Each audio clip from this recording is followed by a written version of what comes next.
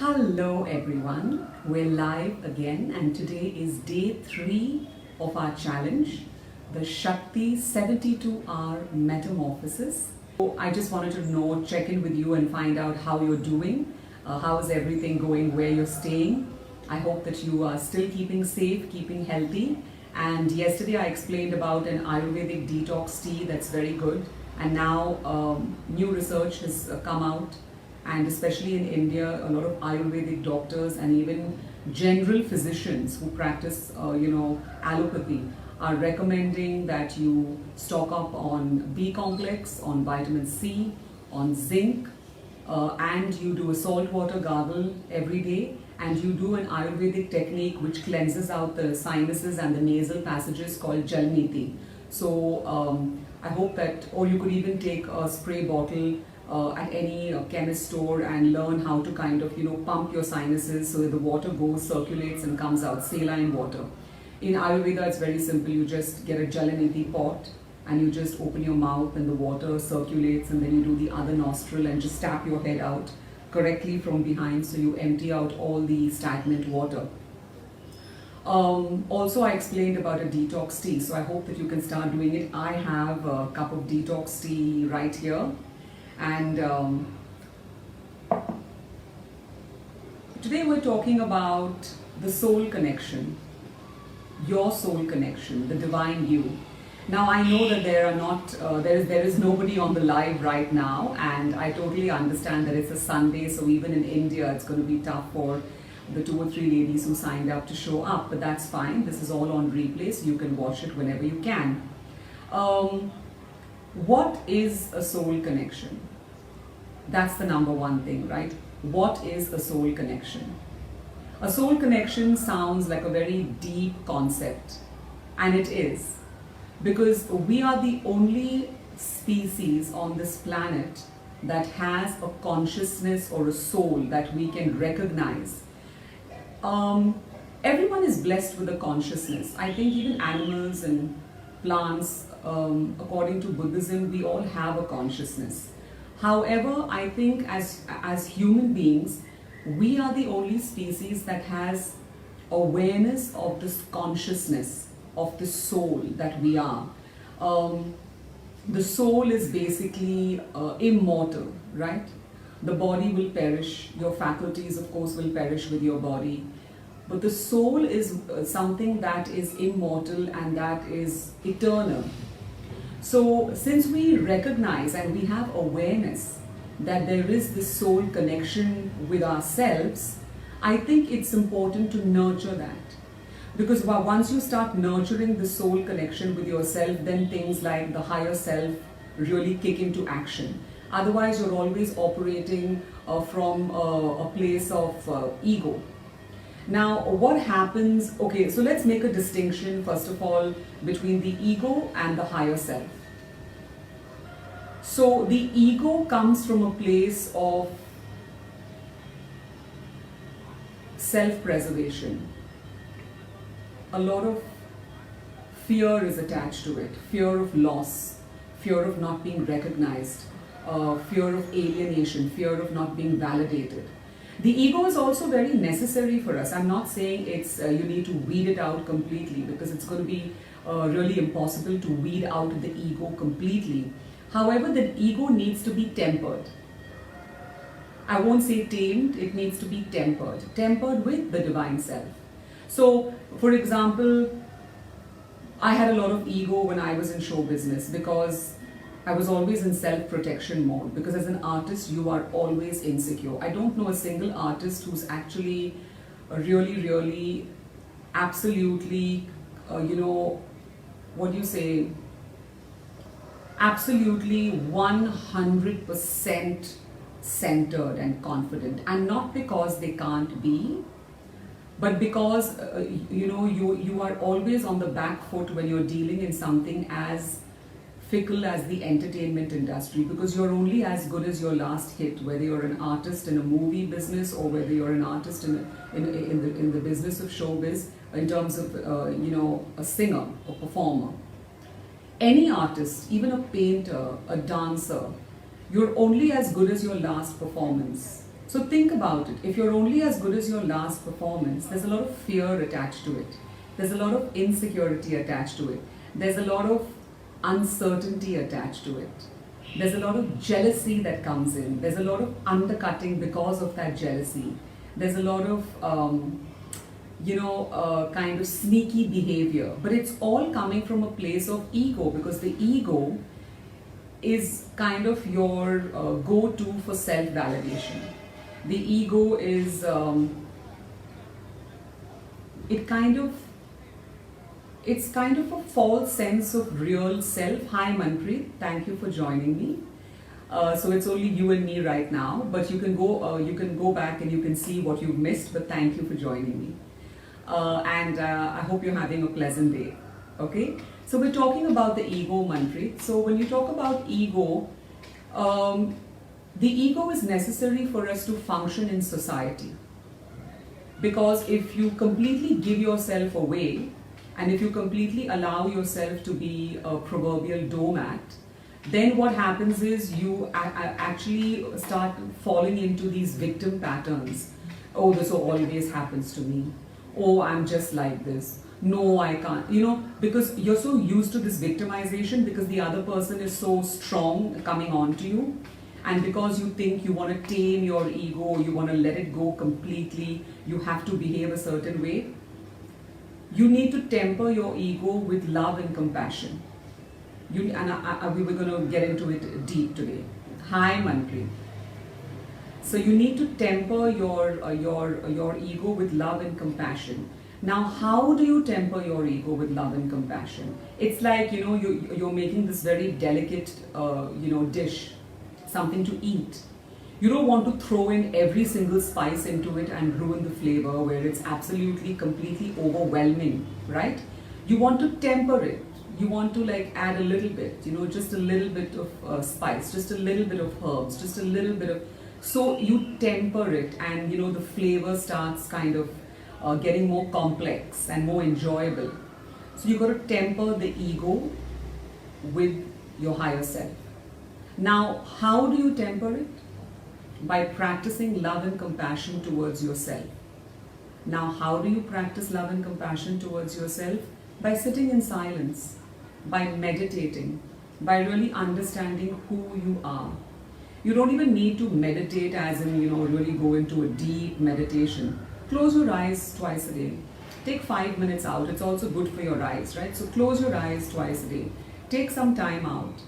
And then start to think. Ask yourself a couple of questions. What are those questions?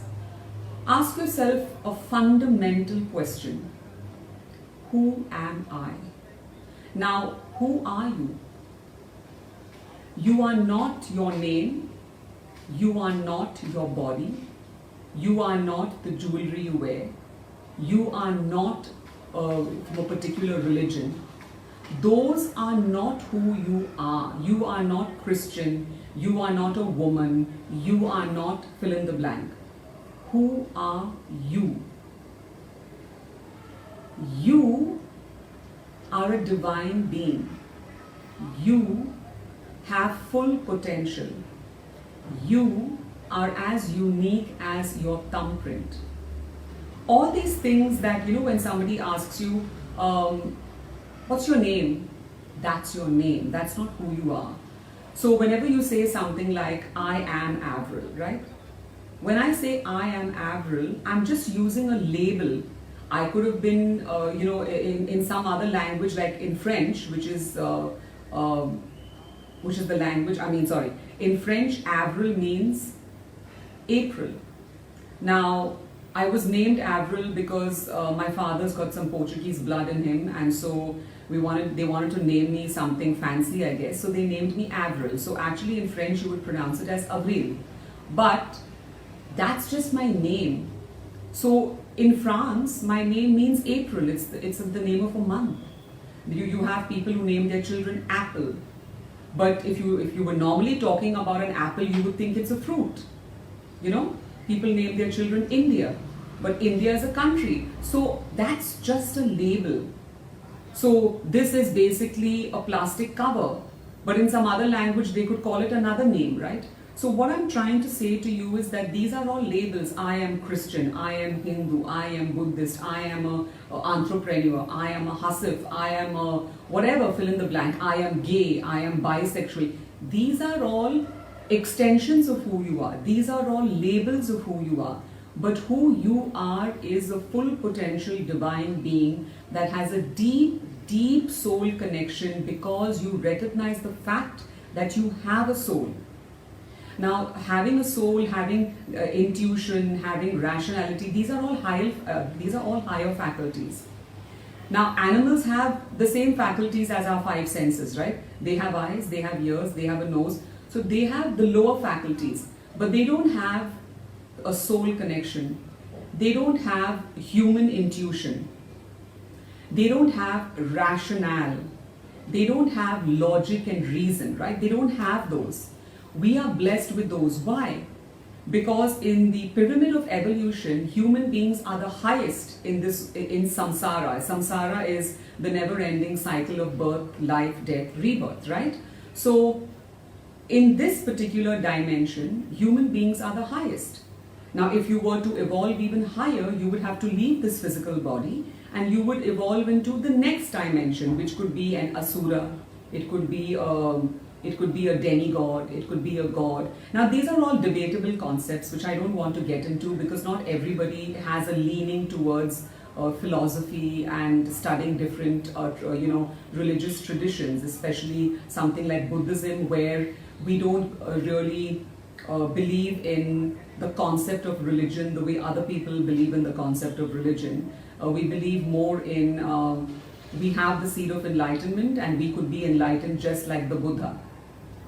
But in order to be enlightened, we have to get rid of the poisons of ignorance, attachment, covetousness, to anything, to objects, to people, and then hatred, harmful intent, causing others physical, mental, spiritual, psychological harm. So those are what we call the three poisons which we need to get out of our systems. Why am I talking about this? Because ignorance is the ignorance to understand that you are not who you say you are, who you think you are, who you manifest in your physical life. You are not your name, you are not your body, you are not your title, you are not your label, you are not your relationship. You are divine potential with the seed of enlightenment. Now, once you understand that concept, it's like boom, something inside you just like, it's like wow. Like for me, that's what happened. It was like wow. Basically, I am like the equivalent of an atomic bomb and I didn't even know that. So once you realize that, you start living your full potential. You start understanding that these mundane activities of this universe, like earning a living, and please take this in the broadest possible sense and I will justify what I'm saying, but just hear me out, okay? And if I'm not smiling enough, it's because sometimes I get too serious about these concepts, but I'm smiling in my heart, okay? So, when you understand that this life is, see, every single religion, every single spiritual ideology very, very vehemently explains that this life is only transient. Whether the Catholics believe that after you leave this body you go to heaven, hell or purgatory, whether the Muslims believe you either go to heaven where there is Allah and whatever, whether the Hindus believe that you take rebirth countless times depending upon your karma, whether Buddhists believe that you go to another land if your karma is good, or you may be reborn as a cockroach if your karma is bad, or you could be reborn as a demigod, or you could be reborn even as a Buddha or a Bodhisattva in a different realm, in a different heaven. They all believe and they all state that this body is just temporary. It's a vehicle. It's a vehicle and you're going towards a destination. That destination is the ultimate enlightenment, the ultimate happiness of being united with your creator, with the divine, with your maker, whoever you believe in. Now, going by that analogy, which I think it's going to be very difficult for people to refute because that's what all spiritual traditions teach. And so if we take that analogy, and I'd like to go by that analogy because I believe that, and if you differ too, we can always have a healthy discussion about that. So going by that analogy, earning a living is important up to a certain extent. However, when you start earning a living and it interferes with your soul consciousness, then that's where the problems start.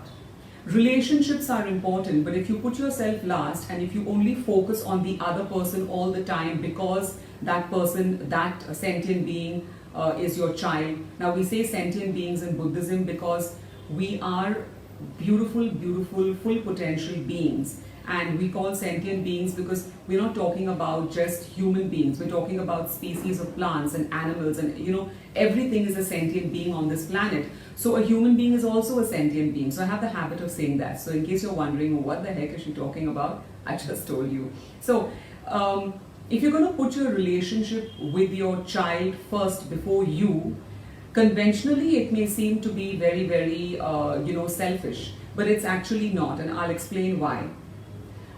If you are a full potential human being and if you are operating always way below your potential, then how can you serve another person? For example, if as a mother, because we're all sisters and we're all women on this forum, as a mother, if you are going to constantly be pandering after your child, putting your child first at the risk of your own health, whether it's mental, whether it's physical, whether it's emotional, if you are going to do that constantly, then what exactly are you giving your child?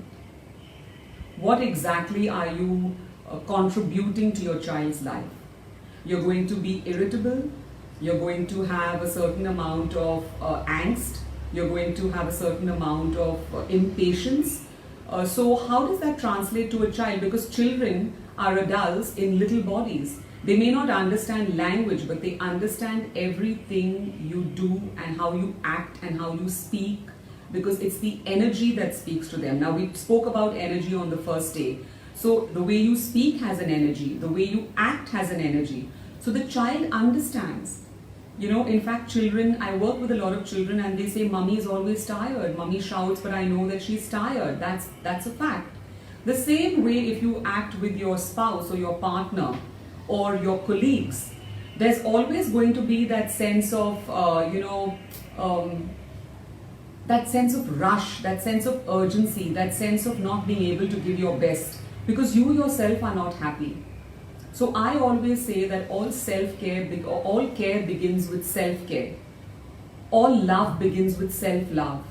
All acknowledgement, all fill in the blank, anything that you have, all your relationships, all your thoughts, your emotions, if you have self-love towards yourself, because you understand that you are eternal and all these things are transient, all relationships will eventually end with two things happening in two scenarios. Those two scenarios are, number one, either you leave that person or that person leaves you, and this can happen even with children, right? They grow up, they move out. People die, yeah? Or death. So the number one thing is relationships end because of two things. Every relationship comes to an end. So that's just a fact. Every relationship comes to an end. It can come to an end with a person dying or with a person leaving or you leaving that person. So we are working on all these things. We are working towards making $1 million. We are working towards this, we are working towards that. But at what cost? At what cost are you doing it? At the cost of yourself. Okay? So I'm trying to tell you that first take care of yourself. Just see, what is my balance? What is my threshold? How much can I go further? What can I take? What is the barter that I need to do in order to be healthy, wealthy and wise? When you look at people like, say, a Bill Gates, he has a complete balance in his life. If you look at somebody like a Warren Buffett, they have complete balance in their lives because they found that balance, because their mission is not to just pile up trillions of dollars or billions of dollars in the bank. Their mission is to provide substance with that money, service with that money. Okay? That's why, that is their soul connection with themselves. They are not here just to fill their pockets with money and, to hell with everybody else. The money is a means to an end for them. So the first question you're going to ask yourself is, who am I? Who am I? The next question you're going to ask yourself is, what is my purpose in life? So what is your purpose? Your purpose is something that goes far beyond money. Your purpose is something that fills you with joy, that fills you with passion, and that goes far beyond this physical realm, in the sense that your purpose is not attached to anything materialistic. So even if you want to earn $1 million, your purpose could be, I want to earn $1 million so that I can retire from this mundane 9-to-5 job and I can devote myself to service, or I can devote myself to charity, or I can whatever, fill in the blank. So your purpose to do charity has nothing to do with the end. It doesn't have a direct connection to money, but the money will help you to do charity.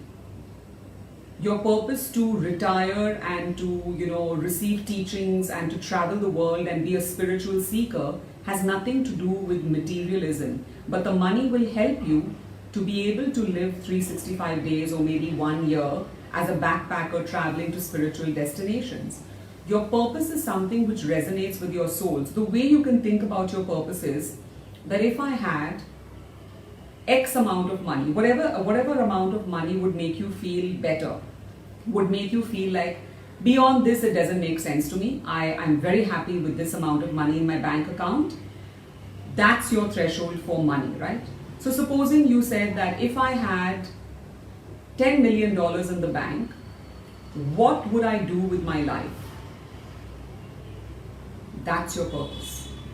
Because then you have the freedom to do whatever you want, right? So what would you do with your life if there was no barrier of money? So number one, who am I? So if people ask me, who am I would say something like, I'm a spiritual and energy alignment coach who wants to empower one person at a time. I'm a full potential divine being, and that's my purpose. So I'm a full potential divine being who wants to empower one person at a time. Who am I? And what is my purpose? That's me. The third thing you have to ask yourself is, how do I feel right now? How do I feel right now in terms of who am I? What is my purpose? Where am I? How do I feel right now? And the fourth question you need to ask yourself, where am I going? And how can I get to my purpose sooner? So where am I going and how can I get to my purpose sooner? So once you know how you're feeling right now, you're going to be absolutely honest and write these down in your journal, right? How am I feeling right now? And then the next question is, okay, I'm feeling like this right now. So how do I get to my purpose and what is the road that I need to take? How do I get to my purpose? What is the road that I need to take? So you can come back to this video and you can have a look at it again. But for now, I just want to do like a simple meditation with you. I also want you to understand the importance of using your breath and your intention when you meditate. Now, everybody says sit in half Padmasana or full Padmasana, sit in Chin Mudra, sit in this Mudra, and even I say that, right? It's not easy for a person who has never meditated to sit in easy pose. So initially I was thinking I'll do this on the ground like I did yesterday, sitting on my yoga mat. But there are a lot of people who don't want to sit on the ground and meditate because either they have bad knees or they just don't want to. They just want to sit. I want to sit just like this and I want to meditate. Okay? So, how are you going to center yourself during a meditation? How are you going to use your own energy, your own Kundalini Shakti? How are you going to use it in order for you to get into a meditation posture, to start visualizing and seeing yourself, as a full potential being, or to work on things like anger, or to work on things like a goal? How are you going to use your breath and your intention?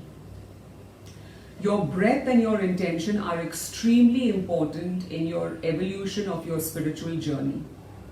Because we all are in a hurry. and we all are intention-less in our active beta state. So now we're in an active beta state. I wouldn't say I'm in an active beta state, I would say that I'm in a low beta state because I'm actually quite calm. I'm not thinking about what I'm going to do next. I'm not thinking about what I'm going to eat for lunch. I'm not thinking about, oh my God, I have to do this. Oh my God, I have to do that. I've just left it all aside and I've come here and I'm present in this moment. But most people are in an active beta state. Okay, if I was doing a training, or if I was doing a discussion with my team, if I was having an office meeting with my team, yes, I would be in high beta state because I would be asking people questions and what did you do and what did you do? Oh, why haven't you done that? Oh, oh my God, we have to do that. So most of us are in a high beta state. And when you're in a high beta state, you're not really kind of absorbing things that you need. You're not really leaving yourself open for, intuition. You're not really open to receiving things from people that may be a new concept to you. So you're constantly in a rush. There's no real intention. There's no real intention in what you're doing.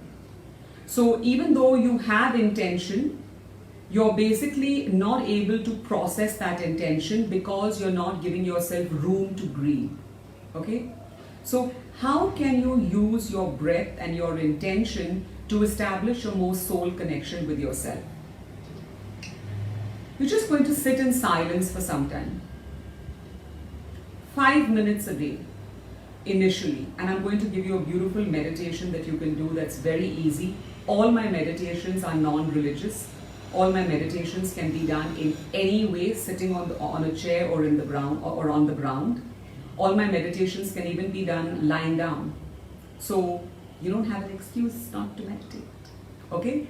So let's do this. Since only Manpreet and I are on this call, we'll do it together. So you're just going to sit in silence.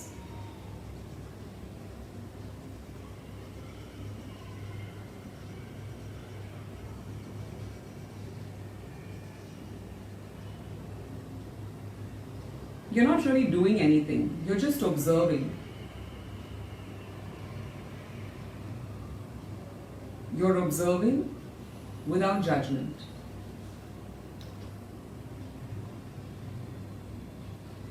What are the things that you can observe when you're sitting in silence?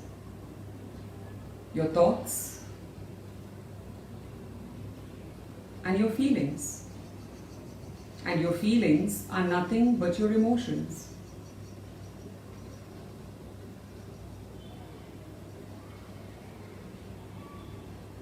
So let's start observing our thoughts.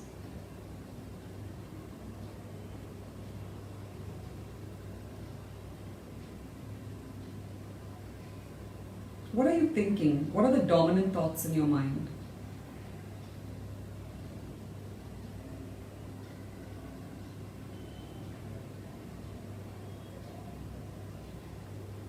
Pick one dominant thought that keeps recurring in your mind.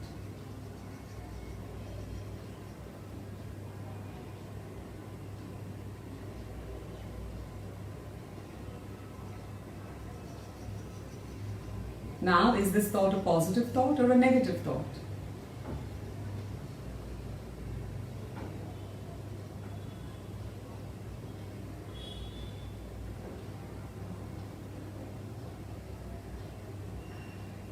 How do you feel in your body when you think that thought?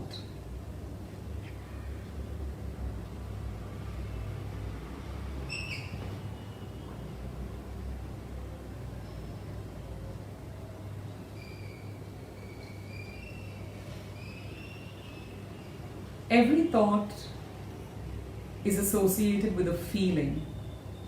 Every feeling arises from a thought up to a certain point.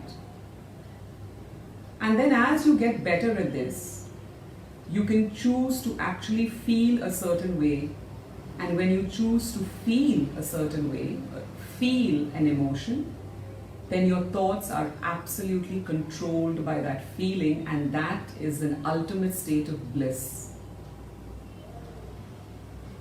And that's something that I teach people, because we are controlled by our thoughts. We are victims of our thoughts. We are prisoners of our thoughts. a random thought comes into our mind, we hook onto it with claws of steel and we let it drag us down into an abyss. Wouldn't it be nice if you could feel a feeling in your body, an emotion that you want to feel, and then let that dictate your thoughts? It's going to require a lot of practice, but it can absolutely be done. Which is why when you look at someone like the Dalai Lama, or when you look at someone like Archbishop Archbishop Tutu, they radiate love and compassion. And because they radiate love and compassion, think about somebody in your life who you think radiates love and compassion. Because you can't radiate love and compassion if you're not thinking positive thoughts. Because like attracts like. If every emotion and thought are intrinsically linked, then obviously they have to be on the same vibrational scale. You can't be, tuning into FM1 with your dial on your radio and listening to something on AM radio, right? If you're tuning to FM, you'll only get those channels which are on that bandwidth. It's the same thing. You can't be feeling love and compassion and thinking thoughts about how to murder somebody. So train yourself in this way to sit in silence. Now we're not holding a mudra, we're not holding an asana, but guess what? Notice your breath. My breath has moved down to almost only 2 or 3 breaths per minute, which means I'm taking 20 seconds to breathe in and out, only 3 times in a minute. Normally in a minute, people take up to 5 to 10 full cycles of breath.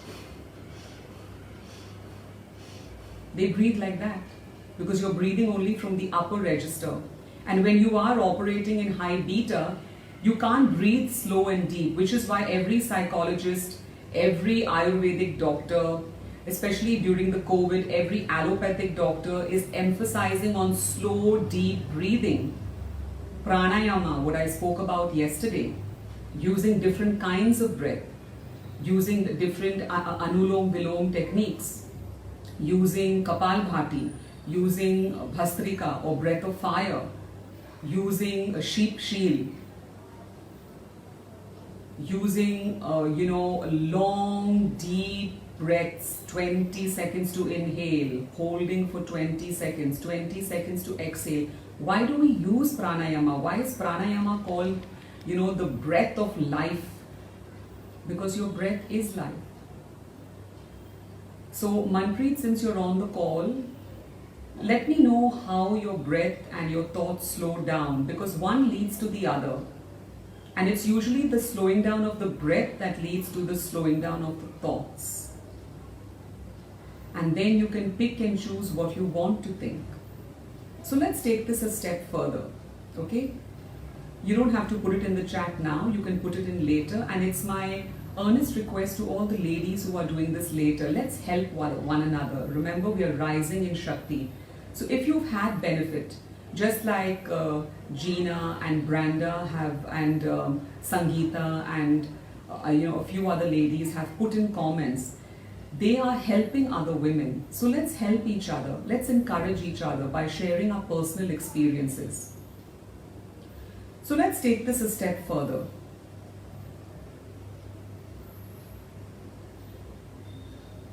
Remembering that we're using our breath and our intention. So as your breath has slowed down, automatically your thoughts are beginning to slow down. And we experienced this yesterday in the meditation. If you normally think 5,000 thoughts, 500 thoughts in an hour, in a minute, I think I'm slowing down so much that I'm losing my vocabulary. Because I'm really kind of feeling quite zen at the moment. I don't want to open my eyes. Oops. So, if your thoughts are slowing down, that means your active thinking is also slowing down, right? Which is why I'm finding it difficult to kind of find my words, because my cognitive prefrontal cortex is taking a back seat, and now I'm just operating on my primitive brain, which is the basal ganglia at the base of the spine, which doesn't need language, right?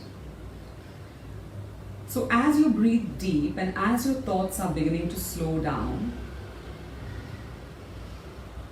you will definitely be thinking only half the amount of thoughts that you normally think in a minute. So now is the time to set an intention, a sankalpa. In Yoga Nidra we talk about setting a sankalpa, a divine intention. So set an intention right now. And the simplest intention to set could be,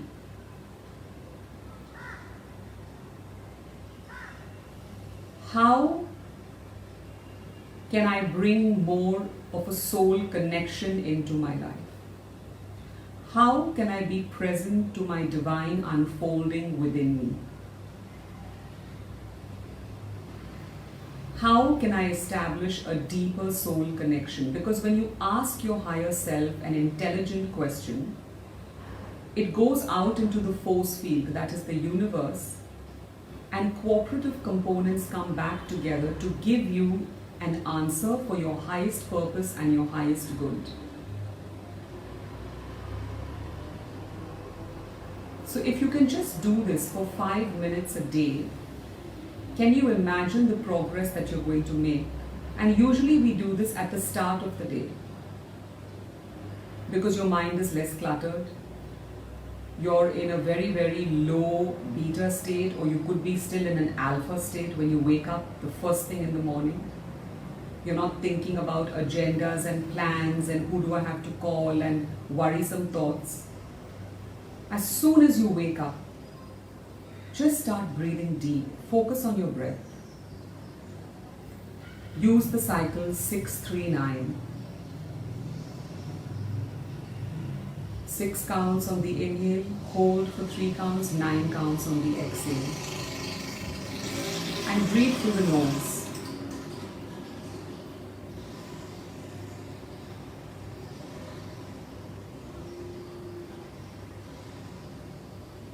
Once you slow down your breath, you'll notice you're slowing down your thoughts. And then you can plant your intention in that low-grade alpha state where you're very open to suggestion. You plant your intention there. How can I establish a soul connection with myself? What do I need to do to establish that divine connection with myself? This is also an absolutely fantastic time to lay down an affirmation for the day. What are you looking to accomplish that day? Speak out your affirmation now. I am so happy and grateful now that I have finished writing the first chapter of my book today. And so it is in full faith. I'm just giving you an example. Whatever you're looking for.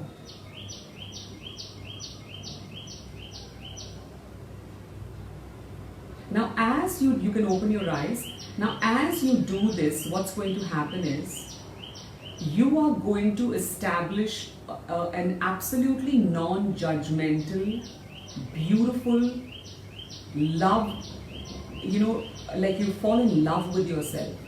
Because there are no agendas here. When you talk to yourself and say, how can I establish a deeper soul connection with myself, and you use your breath and you use your intention, what happens is you understand that you have certain flaws, but those flaws make you who you are.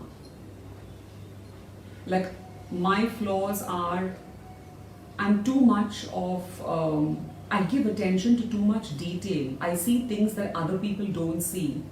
And that can be very, very, debilitating, because I used to be a perfectionist. And now I'm trying to kind of take out the judgment from perfection and still have attention to detail. But that's who I am. So what I've done is, I've removed the judgment from it, because perfection is an illusion, right? It's only to sell fashion magazines and for you to give people money for something that's never going to manifest into reality.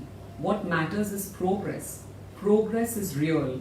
Progress is that path of the soul journey that you're on right now. Perfection? Nah, just forget it. I did it for a long time. It's bullshit. Sorry for my language, but it's bullshit, okay? So now I've taken away that angle of judgment, that angle of ego from perfection, and I've now taken only the good from it. I want everything in my courses to be detailed. I want to serve people more. I want people to get value from the time I open my mouth, or if I give them advice. I want to live the life, walk the walk, not just talk the talk. So I've taken something that I can learn, something that I can inculcate from that. So I'm moving from the ego into the higher self. Because I understand that I have many other flaws. So, for example, say on a physical level, I'm 46, I have wrinkles. In show business, that would be like, oh, okay. I have frown lines, I have crow's feet, I have freckles, okay. My eyes are drooping, my skin is sagging, I don't look like this. You know, everything is falling. I look at myself in the mirror every day and say, this is you. This is your age, and this is your wisdom, and this is your grace. So own it. Okay? So now I still look after myself. I eat healthy. I do one headstand or handstand every morning for 1.5 minutes because it encourages the flow of collagen to the face. It encourages new blood flowing to the brain. So I'm not going to say that I'm not doing anything for myself, because I value myself. I love myself. I love my body. I love my mind. I love my soul. I love myself more than anything else. And because I love myself, and because I'm coming from a place of my soul connection, I'm able to do this for you. I'm able to do this for other people. I have so many free courses running. I'm able to look after my mother. I'm able to look after my pet Pooch. I'm able to clean up after her, which is coming from a place of, this is what I signed up for and I'm happy doing it. Okay? So this is my life. This is what I chose. Okay? So I'm owning it. I'm not sitting in complacency and saying, oh, this is gracefully aging. Yes. So I'm not sitting in complacency and saying, okay, now it's all downhill from here. No, nothing is downhill. Why is it downhill? Because somebody in a fashion magazine told you that after 40, women are, women have reached their peak at 40, and then, the gradient starts moving lower. Like, who wrote this rule book? Especially for us women, let's talk about it. Hi Jyoti, thank you for joining us. So who wrote this rule book? Who told us that we as women can accomplish things only before a certain age? We as women cannot accomplish something because we are not men. Who wrote this book? A man? Could be a man, okay?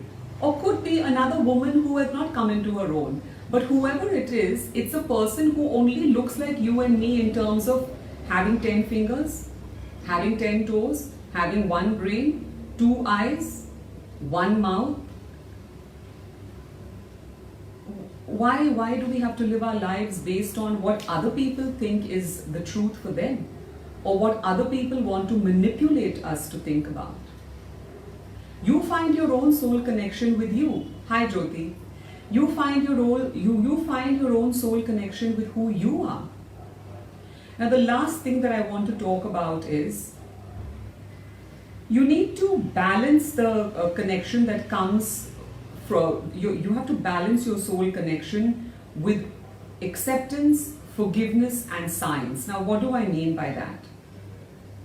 If you do this exercise every day, and if you journal what came up to you in this exercise, what came up to your conscious awareness in this exercise, you will start really going deep into who you are, where you're going, what you actually want, which people are good for you, which influences in your life, what are the movies that you're watching that are subconsciously affecting you, what are the news channels that you're watching that you feel really yucky after watching, Who are the friends who make you feel good? Who are the friends who emotionally drain you? Who are the people in your life who are, reciprocating as much as you're giving them? What kind of a job are you working at? Do you give yourself enough time? What is your relationships like? Now, you have to come to a place where you have acceptance for whatever is in your life. So I'm saying accept what you have right now. Don't try and run away from it. This is a very crucial step. I also teach the Ho'oponopono technique, which is a Hawaiian technique that you can go and read up on Google. Now, when you accept yourself in your current situation, when you accept yourself in your current situation, which is why we just did that 5-minute meditation, when you forgive yourself for whatever you've done in your past, when you forgive yourself for any flaws that you have, and when you understand that this process that you're on, which is based on energy, my Kundalini Plus system is based in science and in esoteric practice, which means I teach Kundalini Yoga, which is a scientific practice. Yoga is not only a spiritual practice. The asanas are so scientific. You saw yesterday how your energy just changed. The asanas are very scientific. People's energy went from a 7 to a 2. And they were lethargic at 7, it went to a 2. Another lady's from 5 to a 2. So think about it. It's scientific. Then the energy therapies that I teach, the EFT, the tapping, the chakra cleansing, those are just scientific. Okay? The meditations are esoteric, but nowadays meditation also is becoming a scientific, because people are testing Buddhist monks with all sorts of those, what do you call them? I can't get the name, where they map out your brain with those, sticky things. They're called something, but it's not coming to me. They map out your brain and they can see your brain waves and they can know exactly. They're testing meditation techniques. Even the Dalai Lama, His Holiness, who's one of my gurus, he's involved with scientists to make them understand that Buddhism is an esoteric practice of life, but it is a scientifically based practice. Meditation, as much as it's esoteric and it looks very beautiful and spiritual, it is an actual scientific method. Okay? And then we do cognitive behavioral strategies, which are absolutely scientific. And because I have a background in psychology, I teach people these techniques, how to bring everything together. When you're doing Kundalini Yoga, when you're doing certain kriyas, you're doing certain meditations, number 2. Number 3 is you're cleansing out your nadis, which are the subtle energy centers. You're cleansing out your chakras, which are your main energy centers. You're constantly detoxifying and cleansing these. Now that you know how to do all these 3, how you can manifest miracles in your life in action. By journaling, what I teach people to journal, by doing certain action items, not just letting things be in your head and planning and dreaming and visualizing, but taking step-by-step action to make those dreams a reality. So first you need to sit in acceptance. Acceptance, then forgiveness. Once you have acceptance and forgiveness, you've established that connection with yourself. You've established that divine connection with yourself, because now it's not about judgment. It's about I am full potential. I accept myself right here, right now. I forgive myself for the past. It's over. I can't get it back. I forgive myself. I did all those things because I didn't have the awareness, I didn't have the tools, I didn't have the support, I didn't have the courage, whatever. But it's over. I'm here now. And also your mistakes make you the person you are today, as long as you don't keep making those mistakes again, but they make you the person you are today. So acceptance, forgiveness, and then practicing something like the Kundalini Plus method, which is very scientifically backed, okay, which I'll talk to you about in 5 minutes. So Right now is the time where if you have any questions, you can ask me any questions. So I'll give you around a minute to frame your questions. I also wanted to ask you, have you had benefit from this course? From this, you're also getting a free gift today, remember? 3 days, 3 free gifts. If any of you haven't received day 1 and day 2 free gifts, we have sent them on your email IDs through a Dropbox link. If you haven't received them, please DM me. Don't leave it in the thread because I lose the thread sometimes in the comments. Send me a direct message on Messenger and I will make sure you get day 1 and day 2 free gifts. Day 3 is coming in around a few hours. I've recorded a meditation and I'm sending it to you. So it's a really good meditation, especially during the pandemic. And a lot of people have done this meditation and told me that a lot of women specifically have told me that they feel really safe, they feel really secure, and it brings up a lot of gratitude for what they have during this pandemic. Yeah, so I'll be sending that to you soon. My PA will be sending that to you. So Manpreet and Jyoti, do you have any feedback for me? Have you enjoyed the course? You can either say yes, that you did, or if you had feedback, please place the feedback in the comment section. Because I will want to make that, if it's positive feedback, I'm grateful. If it's a constructive negative feedback, then I'd like to make my next challenge, which is also a free challenge, I would like to make that good. That's not happening right now. It's happening maybe 2 months from now, but I would want to provide even more value than I'm providing right now.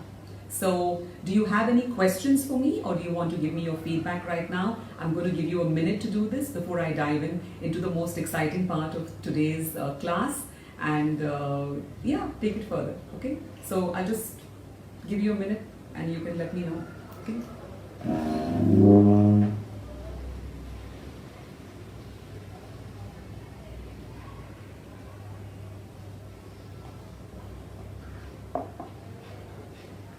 So Jyoti is saying yes, thank you. So Jyoti, can you tell me specifically, have you received day 1 and day 2 free gifts? And can you tell me, number 2, have you got value from this course?